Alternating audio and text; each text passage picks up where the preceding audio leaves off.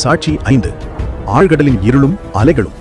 கடலின் மேற்பரப்பில் அலைகள் இருப்பதை நாம் பார்த்திருப்போம். ஆனால் ஆழ்கடலிலும், அதாவது சுமார் 1000 மீட்டருக்கு கீழும் அலைகள் உருவாகின்றன என்பதையும் அங்கு இருள் சூழ்ந்திருக்கும் என்பதையும் நவீன நீர்மூழ்கி கப்பல்கள் மற்றும் ஆராய்ச்சியாளர்கள் ஆராய்ந்து கண்டறிந்துள்ளன. ஆனால் குர்ஆன் இதை எப்படி மிக துல்லியமாக விவரிக்கிறது என்பதை நீங்களே பாருங்கள். திருக்குர்ஆன் 24:40 பாருங்கள்.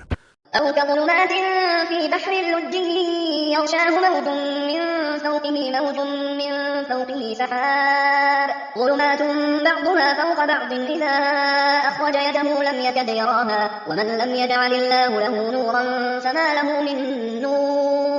அல்லது சத்திய மறுப்பாளர்கள் ஆழ்கடலில் இருள் சூழ்ந்திருப்பது போல அவர். அதை ஒரு அலை மூடுகிறது, அதற்கு மேலால் மற்றொரு அலை இருக்கிறது, அதற்கு மேலால் மேகம், ஒன்றுக்கு மேல் ஒன்றாக இருள்கள். இந்த விளக்கம் ஆழ்கடலின் இருளையும் அடுக்கடுக்கான அலைகளையும் மிக நுணுக்கமாக, மிக துல்லியமாகவும் சொல்கிறது. இது இறைவனின் சொன்னதை தவிர வேறு யாரால் சொல்லியிருக்க முடியும்? சற்று சிந்தித்து பாருங்கள் என் அன்பான சகோதர சகோதரிகளே. ஏராளமான பல பிரம்மாண்டமான திகைப்பூட்டும் அதிசயங்கள் குர்ஆனில் இருக்கின்றன.